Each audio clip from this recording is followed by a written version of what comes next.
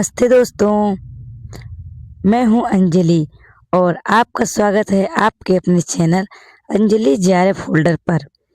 आज हम कम्युनिकेशन में पढ़ने वाले हैं जॉन पॉवेल जी के बारे में, जो कि एक अमेरिकन ऑथर थे। American author and Jesus priest describe 5 levels of communication in his 1969 book Why Am I Afraid to Tell You Who I Am।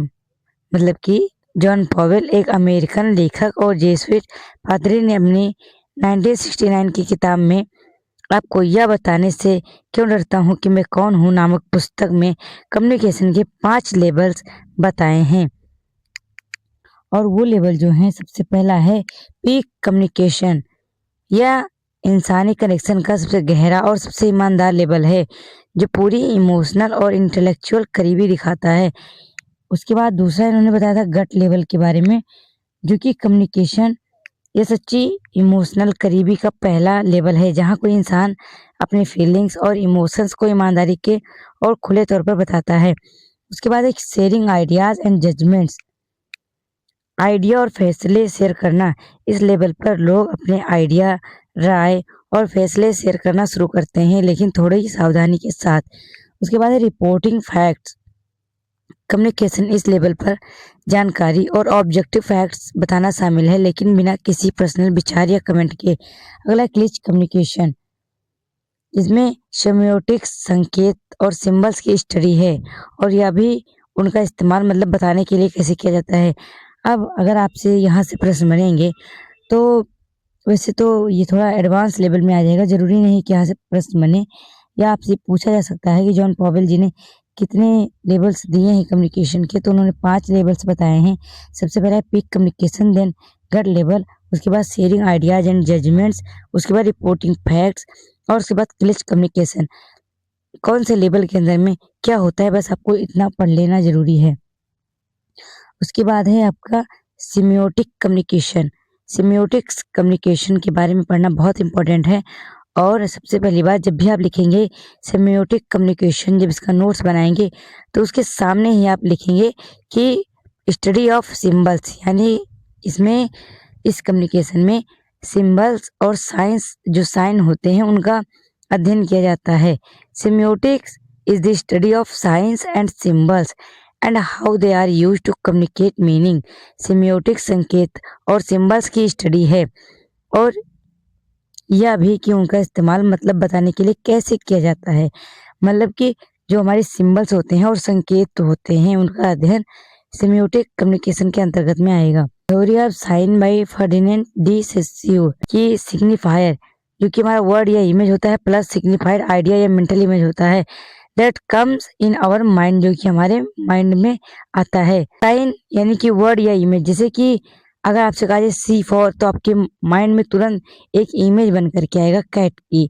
और इसे ही हमारे फर्डिनेंड डी सेस्यूर कहते हैं कि जो सबसे पहले आप साइन देते हैं पहचानने के लिए, चाहे वो कोई शब्द हो या इमेज हो, उसके बाद हमारे दिमाग में कोई आइडिया आता है, और इसके ही आधार पर चार्ल्स सैंडर्स ने पियर्स ने साइंस को 3 प्रकार से बांटा है। देखिए, सबसे पहले हमने सिमियोटिक कम्युनिकेशन के बारे में पढ़ा।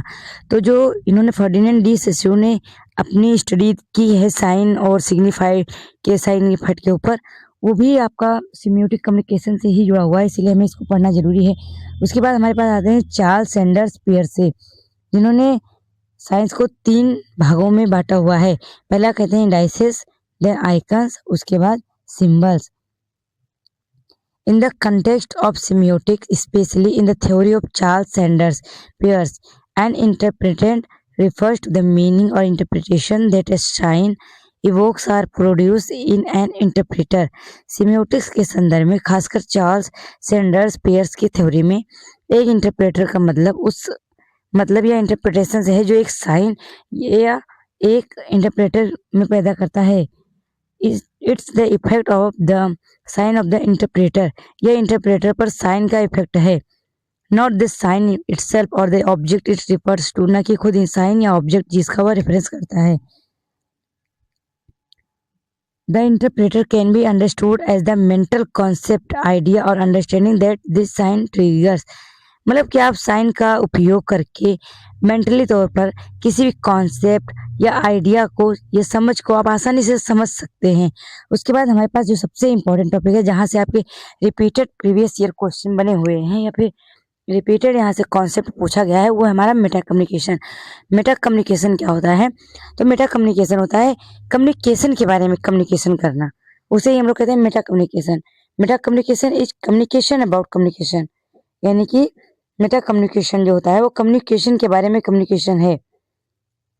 Where participants discuss the meaning, process और effectiveness of their interactions, जहाँ पार्टिसिपेंट सिर्फ साफ कंटेंट के बजाय अपनी बातचीत के मतलब rather than just the explicit content, यानी कि प्रोसेस या असर पर भी चर्चा करते हैं।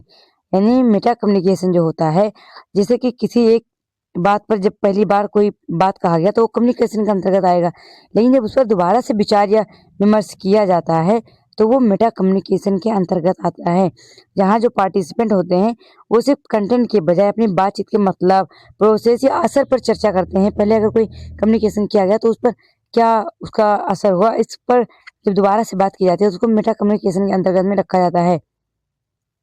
Involves both verbal and non verbal cues, इसमें बोलकर और बिना बोले दोनों तरह के इशारे शामिल होते हैं। Allowing for clarification, establishing relationship dynamic and creating a shared understanding of how messages should be interpreted as seen in instances of irony और when seeking feedback on clarity, जिससे क्लेरिफिकेशन मिलता है, रिश्ते बनते हैं और मैसेज को कैसे समझना चाहिए इस बारे में एक जैसी समझ बनती है, जैसे कि आयरनी के मामले में या क्लियरिटी पर फीडबैक मांगते समय देखा जाता है। Meta communication typically occurs as a secondary form of communication following and often influencing the primary message और स्टेटमेंट। मेटा कम्युनिकेशन आमतौर पर प्राइमरी मैसेज या स्टेटमेंट के बाद कम्युनिकेशन के दूसरे तरीके के तौर पर होता है और अक्सर उस पर असर डालता है। जैसे कि अगर आप किसी से कोई बात कह रहे हैं, फिर उस पर आप उसी बात को समझाने के लिए उस पर असर दे करके कोई दूसरा विथ एग्जाम्पल आप उस चीज़ को बताने का प्रयास करते हैं। यानी एक बार कम्युनिकेशन हो गया और उसको आप दोबारा प्रूव करने का प्रयास कर रहे हैं, तो मेटा कम्युनिकेशन के अंतर्गत में आता है, जो कि अक्सर असर डालने के लिए किया जाता है। Meta communication provides an extra level of meaning with in conversations. Meta communication बातचीत में एक एक्स्ट्रा लेवल का मतलब देता है। जब आप किसी से कोई बात कह देते हैं और उसके बाद बताते हैं नहीं इसका मतलब ऐसा नहीं ऐसा होगा, मतलब कि आपने एक बार बात करके और दोबारा से उसका मतलब प्रदान करने का प्रयास किया, अर्थात उसको मेटा कम्युनिकेशन कहा जाएगा। जब भी मेटा कम्युनिकेशन के बारे में पूछा गया, प्रीवियस ईयर क्वेश्चन में पूछा गया व्हाट इज मेटा कम्युनिकेशन, तो आपका जवाब होगा Meta communication is communication about communication. For example, if someone says, I was just kidding after making a joke, they are using meta communication to indicate that their initial statement was not serious and should not be taken literally. उदाहरण के लिए अगर कोई मजाक करने के बाद कहता है मैं तो बस मजाक कर रहा था, तो वो मेटा कम्युनिकेशन का इस्तेमाल यह बताने के लिए कर रहे हैं कि उनकी शुरुआती बात सीरियस नहीं थी और उसे असल ज़िंदगी में नहीं लेना चाहिए। जैसे किसी ने कभी कोई बात कह दी, बाद में कह रहे हैं कि नहीं इट्स जस्ट ओनली जोक, तो मतलब कि वो सिर्फ मजाक के लिए वो बात कह रहे हैं, मतलब उसको अपनी असल ज़िंदगी में प्रयोग नहीं करना है। तो एक बार उन्होंने बात कही और दोबारा से उसे प्रूव करने का प्रयास किया, तो वो आपके मेटा कम्युनिकेशन के अंतर्गत में आएगा। उसके बाद आता है फंक्शंस ऑफ कम्युनिकेशन, जिसमें सबसे पहले आएगा emotive function to communicate inner voice. Example oh my god, मतलब कि इमोटिव फंक्शन उसे कहते हैं कम्युनिकेशन के अंतर्गत में, जो आपके अंदर अंतरात्मा से आवाज़ निकलती है। जैसे कोई गलती होने के बाद या कुछ होने के बाद आपके अंदर से निकलता है ओ माई गॉड, तो ये आपका इमोटिव फंक्शन में आता है। उसके बाद आता है directive function, don't start you exam before 9:30 AM। मतलब डायरेक्टिव फंक्शन उसे कहेंगे जब आपको इंस्ट्रक्शन प्रोवाइड किया जाए, तो आपका डायरेक्टिव फंक्शन के अंतर्गत में आता है। जैसे सुबह 9:30 बजे से पहले अपना एग्जाम शुरू ना करें, तो ये डायरेक्टिव फंक्शन के अंतर्गत में आता है, जिसमें कोई आपको इंस्ट्रक्शन दिया जा रहा होता है। अगला है फैटिक फंक्शन, और यहाँ से प्रश्न उठाए गए हैं फैटिक फंक्शन से कि फैटिक कम्युनिकेशन क्या होता है या फैटिक फंक्शंस क्या होते हैं। फैटिक फंक्शन उसे कहते हैं जब आप चीज़ों को स्टार्ट करने के लिए या कम्युनिकेशन को स्टार्ट करने के लिए कोई चीज़ प्रयोग करते हैं। जैसे आप किसी का कॉल आता है तो आप सबसे पहले कहते हैं हेलो हाउ आर यू, या हेलो आप कैसे हैं। जो आप हेलो शब्द कहते हैं वो आपका फैटिक कम्युनिकेशन के अंतर्गत में आता है, या वो फैटिक फंक्शन के अंतर्गत में आएगा। तो open the channel of communication, यानी कम्युनिकेशन का चैनल खोलने जैसे हेलो, इट्स रितु, मतलब कि आप बताने का प्रयास कर रहे हैं जी, या फिर आप किसी से रास्ते में मिलते हैं तो आप सबसे पहले क्या कहते हैं, हेलो, आपका क्या नाम है। तो जो आपका हेलो शब्द होगा वही फैटिक कम्युनिकेशन या फैटिक फंक्शन के अंतर्गत आएगा। और इस वाले टॉपिक को आप बहुत ध्यान से सुनेंगे, क्योंकि यहाँ से पिछली बार प्रश्न बन चुका है कि फैटिक कम्युनिकेशन क्या होता है। और ऐसे शब्द जब आपके पेपर में आते हैं तो उनका हिंदी में अर्थ नहीं दिया होता है, डायरेक्ट पूछता है कि फैटिक कम्युनिकेशन क्या होता है। अगर आपको पता है कि फैटिक कम्युनिकेशन का मतलब होता है जैसे हेलो, यानी कम्युनिकेशन को सिर्फ ओपन करने के लिए जो शब्द बोले जाते हैं वही फैटिक फंक्शन या फैटिक कम्युनिकेशन के अंतर्गत आते हैं। अगला है पोएटिक फंक्शन। पोएटिक पोएटिक काम क्या होता है, Ashok the great and the great Ashok, Ashok the great. और जब आप किसी की बहुत बढ़ा चढ़ा करके किसी के बारे में बताना चाह रहे हैं तो वहाँ पोएटिक फंक्शन होता है। अगला referential function, any message that is constructed to convey information. Referential function क्या होता है, कोई भी मैसेज जो जानकारी देने के लिए बनाया गया है उसे रेफरेंशियल फंक्शन कहते हैं। अगला है metalinguistic function, focuses on code of language itself. भाषा के कोड पर ही फोकस होता है। The use of both bill sell sell is correct in modern usage, जैसे कि आजकल के इस्तेमाल में बिल या सेल दोनों का इस्तेमाल सही है।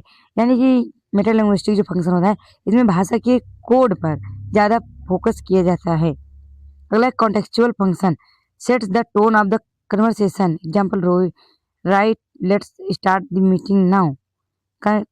कॉन्टेक्सचुअल जो आपका फंक्शन होता है बातचीत का टोन सेट करता है, जैसे कि ठीक है चलो मीटिंग शुरू करते हैं। मतलब जो आपका कॉन्टेक्सचुअल फंक्शन होता है वो बातचीत की टोन को सेट करता है। अगला heuristic function, be use language to gain knowledge, learn and explore the environment. हम ज्ञान पाने, सीखने और माहौल को एक्सप्लोर करने के लिए भाषा का इस्तेमाल करते हैं, वो आपका ह्यूरिस्टिक फंक्शन के अंतर्गत में आता है। अब हम देखेंगे मॉडल्स ऑफ कम्युनिकेशन, ये भी आपका बहुत इंपॉर्टेंट टॉपिक है और यहाँ से लगातार प्रश्न आपको प्रीवियस ईयर में भी देखने को मिलेंगे। अभी हाल ही जो पेपर हुआ है वहाँ पर भी मॉडल्स ऑफ कम्युनिकेशन से बहुत सारे प्रश्न पूछे गए हैं। इसमें अगर अक्सर मिलान करने के लिए एक तरफ आपको मॉडल्स दिए होते हैं और एक तरफ उनकी खोज किसने की थी, इस तरह से दिया जाता है। या फिर आपको उठा करके दिया जाएगा कोई मॉडल और उसमें 4 ऑप्शन दिया जाएगा, 4 लोगों का नाम दिया जाएगा, पूछा जाएगा कि ये वाला मॉडल किसने दिया था। तो पहले जैसे स्पीकर सेंटर्ड कम्युनिकेशन, अब आप ये जानें कि स्पीकर सेंटर्ड कम्युनिकेशन क्या होता है, उससे पहले आपको ये जानना चाहिए कि स्पीकर सेंटर्ड कम्युनिकेशन जो दिया है वो एरिस्टोटल या फिर जिसको आप अरस्तु कहते हैं उन्होंने ही दिया है। उसके बाद फील्ड ऑफ एक्सपीरियंस ये स्क्रेमम ने दिया है। उसके बाद इंटरमीडिएट मॉडल ऑफ कम्युनिकेशन ये कैट्स ने दिया है। उसके बाद इंफॉर्मेशन मॉडल जिसको क्या मैथमेटिकल मॉडल ऑफ कम्युनिकेशन भी कहते हैं, ये आपसे बहुत बार पूछा गया है, ये बहुत इंपॉर्टेंट है। जो फोर्थ आपका पॉइंट है वो बहुत इंपॉर्टेंट है और उसके बाद फर्स्ट वाला भी बहुत इंपॉर्टेंट है। इंफॉर्मेशन मॉडल यानी कि जिसको मैथमेटिकल मॉडल ऑफ कम्युनिकेशन कहते हैं, कभी इंफॉर्मेशन मॉडल देकर पूछा जाता है और कभी मैथमेटिकल मॉडल ऑफ कम्युनिकेशन देकर पूछा जाता है। ये आपका दिया है सेनन एंड बीवर महोदय ने दिया है, इनका नाम आप अच्छे से याद कर लेंगे। उसके बाद आता है हेलिकल मॉडल ऑफ कम्युनिकेशन, ये आपको फ्रैंक डास महोदय ने दिया है। हेलिकल मॉडल जो होता है वो एक रिंग की तरह कम्युनिकेशन होता है और उसको फ्रैंक डास महोदय ने दिया है। उसके बाद आता है कंस्टिट्यूटिव मेटा मॉडल जो कि आपके क्रेग महोदय ने दिया है। उसके बाद है SMCR मॉडल, यहाँ से भी 2024 में प्रश्न आपके बने थे जून के, जब जून वाला आपका एग्जाम होता तो आई थिंक यहाँ से SMCR मॉडल से प्रश्न उठाए गए थे जो कि आपका दिया है बर्लो महोदय ने। अब अगला देखेंगे हम, use two terms of to describe the major function of language, transactional and interactional, यानी 2 ऐसे टर्म हैं जो कि मेजर फंक्शन ऑफ लैंग्वेज को डिस्क्राइब करते हैं, जिनमें कि पहला आपका ट्रांजेक्शनल है और दूसरा आपका इंटरेक्शनल है। उसके बाद 8वां जो है वो ब्राउन एंड यूल जी ने दिया है, जिसको कि हम लोग 5W मॉडल भी कहते हैं या फिर लीनियर मॉडल कहते हैं। आपका जो बर्लो महोदय ने दिया था उसमें लैंग्वेज को डिफाइन करने के लिए 2 मेजर फंक्शन है, जिनको हो गया ट्रांजेक्शनल और इंटरेक्शनल मॉडल कहते हैं। उसके बाद आपका 5W मॉडल जो है ये किसने दिया है, तो ये आपको ब्राउन एंड यूल महोदय ने दिया है, जिसको कि हम लोग लीनियर मॉडल के नाम से जानते हैं। 5W मॉडल से भी बहुत सारे प्रश्न आपको देखने को मिल जाएंगे प्रीवियस क्वेश्चन में और जिसको लीनियर मॉडल कहते हैं। अगर 5W मॉडल नाम से नहीं पूछा जाएगा तो लीनियर मॉडल नाम से पूछा जाएगा। उसके बाद है हेरोल्ड लेसवेल, जिन्होंने ट्रांसमिशन मॉडल दिया था, जिसको linear model, interactive model, transactional model इत्यादि नामों से जानते हैं। उसके बाद है एलेक्स फिक्स महोदय, जिन्होंने जनरल कम्युनिकेशन मॉडल दिया है, जिसमें कि आपके कुछ स्टेप्स होते हैं जो कि स्टेप बाय स्टेप करके आपका कम्युनिकेशन होता है। जैसे एलेक्स फिक्स महोदय ने बताया है, सबसे पहले सेंडर होता है, वो मैसेज को इनकोड करता है, देन उसका ट्रीटमेंट चैनल के द्वारा होता है, उसके बाद वो रिसीवर को रिसीव हो जाता है और उसको डिकोड करेगा रिसीवर। अगला हम देखेंगे हेलिकल मॉडल ऑफ कम्युनिकेशन। मैंने आपको बताया कि जो हेलिकल मॉडल ऑफ कम्युनिकेशन है वो फ्रैंक डास महोदय ने दिया है। Frank dance proposed a communication model inspired by a helix in 1967 known as helical model of communication। Communication का हेलिकल मॉडल फ्रैंक डास ने 1967 में हेलिक्स से प्रेरित एक कम्युनिकेशन मॉडल का सुझाव दिया जिसे कम्युनिकेशन का हेलिकल मॉडल कहा जाता है। ये helix is a 3-dimensional spring like curve in the shape of cylinder और कोन। हेलिकल मॉडल ऑफ कम्युनिकेशन जो होता है वो एक स्प्रिंग जैसा कार्य कर रहा होता है। इसमें आपको एक स्प्रिंग जैसा ऐसे देखने को मिल जाएगा और इसमें जो कम्युनिकेशन होता है वो एक स्प्रिंग या कर्व के रूप में आपको ऊपर बढ़ती हुई दिखाई देती है। यह helix is a 3-dimensional spring like curve in the shape of a cylinder और कोन। या फिर जो सिलेंडर या कोन के रूप का या 3-dimensional स्प्रिंग जैसा कर्व होता है, हेलिक्स का जो मॉडल है वो इसी तरह का मॉडल है। Helical model views communication as cyclical, contextual, continuous, non-repetitive and accumulative। Helical model communication को इस तरह दिखता है जैसे cyclical, contextual, continuous, non repetitive and accumulative. ये सारी विशेषताएं हैं हेलिकल मॉडल की। उसके बाद हम देखेंगे स्क्रेमम मॉडल। स्क्रेमम मॉडल 1964 में आया था। As per Schramm model of communication 1964 there is a source who encodes a signal and there is a receiver who decode the signal. एक सोर्स होता है जो सिग्नल को इनकोड करता है, एक रिसीवर होता है जो इस सिग्नल को डिकोड करता है। सेंडर और रिसीवर को होना चाहिए, ऐसा स्क्रेमम मॉडल में कहा जाता है। The sender and receiver must be turned together and maximum output from communication can be achieved based on the common field experience of both the source encoder and the decoder receiver. Sender और receiver को एक साथ tune किया जाना चाहिए। Source encoder और decoder receiver दोनों के कॉमन फील्ड एक्सपीरियंस के आधार पर कम्युनिकेशन से मैक्सिमम आउटपुट हासिल किया जाता है। सबसे पहले आपके पास एक सोर्स होगा, सोर्स यानी सेंडर को ही हम लोग सोर्स कहते हैं। सोर्स होगा, सोर्स क्या होगा, मैसेज को इनकोड करेगा, यानी जो आप पहले आपके पास सोर्स होगा, फिर आपका इनकोडर यानी मैसेज को इनकोड करने वाला, देन सिग्नल होना चाहिए, उसके बाद वो डिकोड करेगा, देन वो मैसेज आपका जो होगा वो डिकोड होकर के वो रिसीवर के पास पहुंच जाएगा। यही आपका दिया है स्क्रेमम मॉडल ने। ये जो आपको स्टेप्स यहाँ बताए गए हैं वो बहुत इंपॉर्टेंट है और इन मॉडल को आप इस तरह से नोट कर लेंगे। उसके बाद है शैनन एंड वीवर 1949। अब आपके जो ये मिलान वाले प्रश्न आ रहे हैं इस तरह से भी पूछा जा रहा है कि ये वाला मॉडल कब दिया गया था, तो इसलिए आप इसका सन भी याद रखेंगे और इसलिए मैंने इसका ईयर जो है वो लिख दिया है। तो Shannon and Weaver provided a visual mode of communication system in a relation to electronic media popularly referred to as Shannon and Weaver model of communication और mathematical model of communication. Shannon और Weaver 1949 ने electronic media के संबंध में communication system का एक visual mode दिया है जिसे आमतौर पर शैनन और वीवर मॉडल ऑफ कम्युनिकेशन या मैथमेटिकल मॉडल ऑफ कम्युनिकेशन कहा जाता है। दिस मॉडल इंक्लूड्स, देखिए ये जब मैंने पढ़ा था उस समय मैंने स्क्रीनशॉट लिया था, इसको आप भी समझ लेंगे बहुत अच्छे तरीके से। ये जो शैनन और वीवर मॉडल है इसमें बताया जाता है कि सबसे पहले आपके पास सोर्स होना चाहिए। सोर्स मैसेजेस को आगे भेजेगा ट्रांसमीटर के थ्रू, देन सिग्नल होना चाहिए और वो मैसेज जो होगा वो रिसीवर को रिसीव हो जाएगा और फिर वो मैसेज के आगे जाकर के डिकोड होगा। लेकिन इसमें जो बीच में काम कर रहा होता है वो आपका नॉइज सोर्स जो कि आपके बैरियर के रूप में काम कर रहा होता है। और ये शैनन और वीवर के मॉडल की खास विशेषता है कि यहाँ पर आपको नॉइज भी एक बैरियर के रूप में देखने को मिलता है। An information source which produce a desired message out of a set of possible messages written और spoken words, pictures, music etc. एक इंफॉर्मेशन सोर्स जो लिखे या बोले गए शब्दों, तस्वीरों, म्यूजिक वगैरह जैसे पॉसिबल मैसेजेस के सेट से एक मनचाहा मैसेज बनाता है। ए ट्रांसमीटर हुई change this message into signal suitable for transmission. देखिए जो इसमें सबसे पहला है आपका सोर्स, यानी कि इंफॉर्मेशन सोर्स जो होगा वो लिखे या बोले गए शब्द, तस्वीर या म्यूजिक जो भी आपका मैसेज है उसको पॉसिबल मैसेज के सेट के रूप में बदलता है। उसके बाद जो ट्रांसमीटर आपका उसके आगे सोर्स के आगे ट्रांसमीटर लगा होता है वो मैसेज को ट्रांसमिशन के लिए सही सिग्नल में बदलता है। यानी पहले आपका इंफॉर्मेशन सोर्स होगा, देन ट्रांसमीटर होगा जो मैसेज को सही सिग्नल में बदलता है। उसके बाद चैनल होगा, चैनल का काम होगा which carry signals from the transmitter which transfer to the receiver, यानी चैनल जो ट्रांसमीटर से सिग्नल ले जाता है और रिसीवर को ट्रांसफर होते हैं, यानी चैनल ट्रांसमीटर से सिग्नल को उठाएगा और रिसीवर को ट्रांसफर करता है। उसके बाद रिसीवर जो होगा a sort of inverse transmitter which transfer the transmitted signals back into a message and a destination the final consumer of the message. एक रिसीवर एक तरह का इनवर्स ट्रांसमीटर जो ट्रांसमिट किए गए सिग्नल को वापस मैसेज में ट्रांसफर करता है, और डेस्टिनेशन मैसेज का फाइल कंज्यूमर। मॉडल में इंफॉर्मेशन के कम्युनिकेशन में बताई गई 3 लेवल की ये जो प्रॉब्लम है, यानी जो रिसीवर है वो सबसे लास्ट होता है जो कि मैसेज को रिसीव करता है, उसके बाद वो मैसेज को डिकोड करता है, ये फाइनल कंज्यूमर होता है मैसेज का। यहाँ पर 3 लेवल्स ऑफ प्रॉब्लम बताए गए हैं इन दी कम्युनिकेशन, संचार में यहाँ पर 3 समस्याएं बताई गई हैं या 3 स्तर की समस्याएं बताई गई हैं।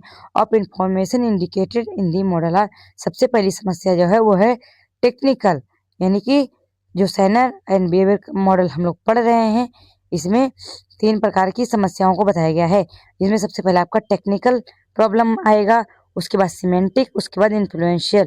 Technical problem related to the accuracy of transferring information from sender to the receiver through signal, यानी कि जो मैसेज आपने सेंडर के थ्रू भेजा और वो रिसीवर के थ्रू उसी रूप में पहुंच जा रहा है, ये एक टेक्निकल प्रॉब्लम के अंतर्गत में आएगा। सिग्नल के जरिए सेंडर से रिसीवर तक इंफॉर्मेशन ट्रांसफर करने के लिए एक्यूरेसी से जुड़ी प्रॉब्लम है, मतलब कि अगर बीच में कोई समस्या आ जा रही है तो जरूरी नहीं है कि मैसेज को आपने जिस रूप में मैसेज को इनकोड किया था उसी तरह से रिसीवर के पास पहुंचने पर वो डिकोड करेगा, तो ये टेक्निकल प्रॉब्लम आ सकती है। दूसरा हमारे पास जो प्रॉब्लम है वो है semantic problems related to the interpretation of meaning of by the receiver as that of intended meaning of the sender, यानी कि जो आपने सेंडर के माध्यम से जिन मीनिंग्स का आपने प्रयोग किया था, जिन वर्ड्स का आप लोगों ने प्रयोग किया था, जरूरी नहीं है कि रिसीवर भी उनका वही अर्थ निकाले या वही मीनिंग ग्रहण करे, तो यहाँ पर सिमेंटिक प्रॉब्लम भी आ जाएगा।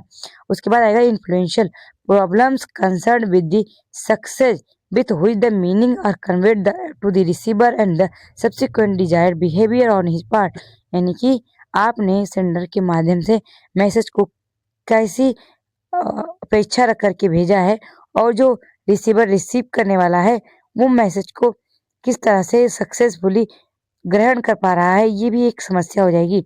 देखिए, एक शब्द होता है सिमियोटिक्स और एक होता है सिमेंटिक, और हो सकता है कि आप इनमें कंफ्यूज हो जाएं, इसीलिए अगर आपको दोनों में अंतर पता है और मैंने आज ही आपको क्लासेस में बताया है तो आप मुझे इन दोनों का आप मुझे बताएंगे कि सिमेंटिक और सिमियोटिक क्या होता है, और इसके आगे की जो क्लासेस हैं वो हम लोग करेंगे कल। धन्यवाद।